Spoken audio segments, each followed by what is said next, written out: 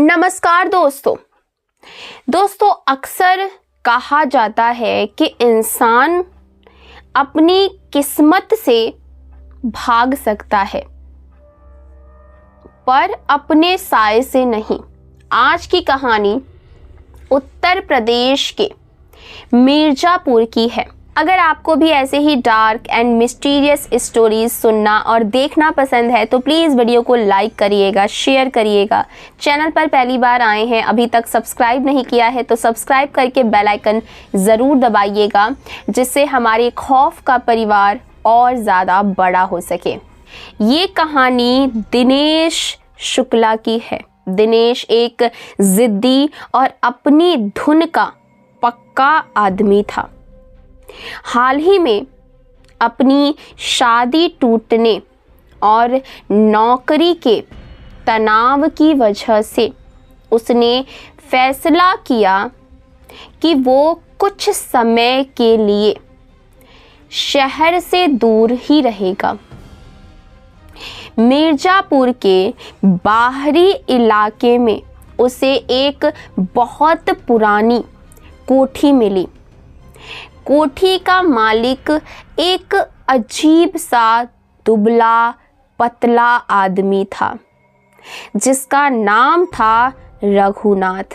रघुनाथ ने दिनेश को बहुत कम दाम में कोठी किराए पर दे दी, लेकिन एक शर्त रखी। उन्होंने कहा, शुक्ला जी, ऊपर की तीसरी मंजिल पर जो आखिरी कमरा है उस पर पीतल का ताला लटका हुआ है, उसे कभी भी मत खोलना, वो हमारे पूर्वजों की अमानत है।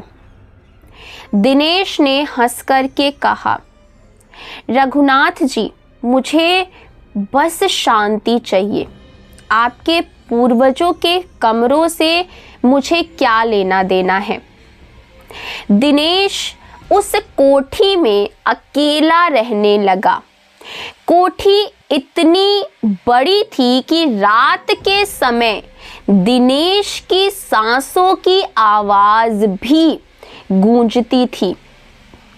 पहले 3 दिन सब कुछ बहुत ठीक था, लेकिन चौथे दिन से चीज़ें बदलने लगीं। दिनेश रात को सोने की कोशिश करता तो उसे तीसरी मंजिल से खुरचने की आवाज़ें आती थीं। ऐसा लगता था जैसे कोई नाखून से लकड़ी के दरवाजे को खुरच रहा हो। एक रात जब वो नीचे डाइनिंग हॉल में बैठा काम कर रहा था तो अचानक घर की सारी लाइटें चली गईं। जब उसने अपनी टॉर्च जलाई तो उसने देखा कि कुर्सियां उसने बहुत सलीके से रखी हुई थीं।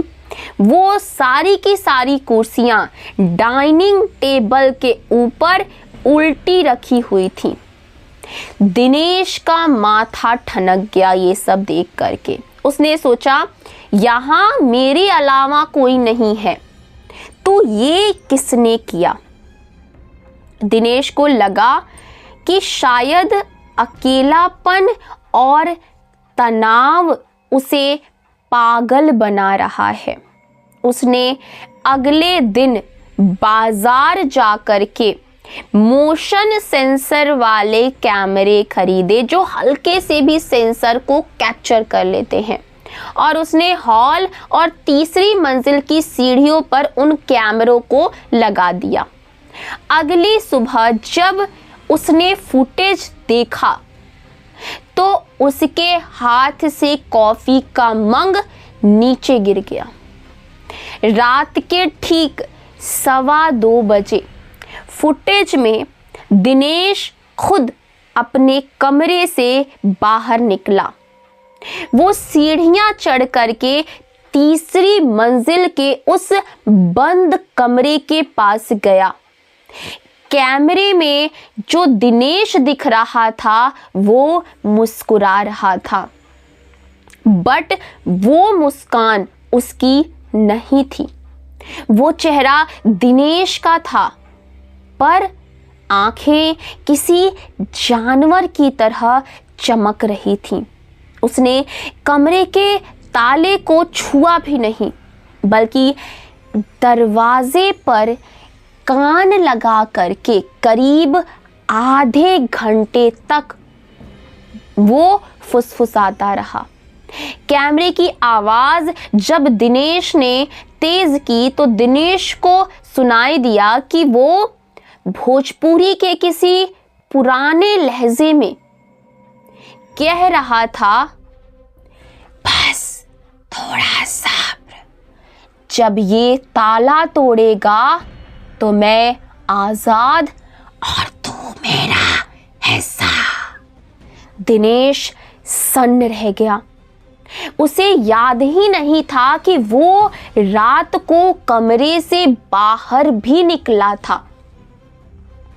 दिनेश बिल्कुल ही डर गया था, पर उसकी जिद और उसकी जिज्ञासा उस पर हावी हो गई। उसे लगा कि शायद जो मकान मालिक है, जो कि रघुनाथ था, उसने उसे लूटने के लिए घर में कोई ऐसी नशीली गैस छोड़ दी है जिससे कि दिनेश ये सब कर रहा है। उसने सोचा अगर इस कमरे में कुछ कीमती है, तभी रघुनाथ ने मना किया था उस कमरे में जाने के लिए। उसने एक हथौड़ा लिया और तीसरी मंजिल पर वो पहुंच गया। जैसे ही उसने ताले पर पहला वार किया, पूरे घर में एक ठंडी लहर दौड़ गई। ताला टूटते ही दरवाजा अपने आप खुल गया। अंदर कोई सामान नहीं था। कमरा बिल्कुल खाली था, सिवाय सामने वाली दीवार पर लगे एक विशाल आबनूसी शीशे के। उस शीशे पर लाल रंग से आज की तारीख लिखी थी। दिनेश शीशे के सामने खड़ा हो गया। उसे लगा कि कोई उसे पीछे से देख रहा है। उसने शीशे में देखा, उसके ठीक पीछे वही रघुनाथ, जो मकान मालिक था, वो खड़ा था, लेकिन रघुनाथ का शरीर पारदर्शी था। तभी उसे एहसास हुआ कि जो दिनेश शीशे के अंदर दिख रहा था, वो अब दिनेश की नकल नहीं कर रहा था। असली दिनेश थर-थर कांप रहा था, पर शीशे वाला दिनेश खड़ा होकर के उसे घूर रहा था। अचानक शीशे वाले दिनेश ने अपनी जेब से एक रेजर निकाला और अपनी कलाई रेतने लगा। असली दिनेश की कलाई से अचानक से फव्वारे उठने लगे। उसे समझ आ गया कि वो कमरा एक मिरर ट्रैप था। मकान मालिक ने उसे मना इसीलिए किया था क्योंकि वो जानता था कि इंसान की फितरत है कि मना की गई चीज़ों को ही करने की। वो उसे दावत दे रहा था। उस शीशे को एक नई रूह और एक नए शरीर की ज़रूरत थी, ताकि रघुनाथ आज़ाद हो सके। दिनेश दर्द से कराहते हुए फर्श पर गिर पड़ा। उसने देखा कि शीशे के अंदर से रघुनाथ बाहर निकल रहा है और दिनेश का अक्स शीशे के अंदर कैद होता हुआ चला जा रहा है। आखिरी पल में दिनेश ने अपनी पूरी ताकत लगाई और पास में जो उसके हथौड़ा पड़ा था, उस हथौड़े से उसने शीशे के बीचों बीच दे मारा। एक कान फाड़ देने वाली चीख गूंजी, जैसे हजारों रूहें एक साथ चिल्लाई हों। शीशा चकनाचूर हो गया। अगली सुबह गांव वालों ने दिनेश को कोठी के बाहर सड़क पर पड़ा पाया। कोठी के अंदर अब कोई तीसरी मंजिल नहीं थी। वहां सिर्फ पुराना मलबा था। रघुनाथ का कहीं भी अता पता नहीं था। दिनेश तो बच गया, पर आज भी जब वो किसी पानी की सतह पर या खिड़की के कांच में खुद को देखता है तो उसे अपनी परछाई की जगह वो मुस्कुराता हुआ साया दिखाई देता है। तो आज की कहानी में बस इतना ही। आपको आज की कहानी कैसी लगी है कमेंट्स में ज़रूर बताइएगा, और हम मिलेंगे अगली वीडियो में। तब तक अपना ख्याल रखिएगा और मेरा इंतज़ार करिएगा। Bye bye, take care.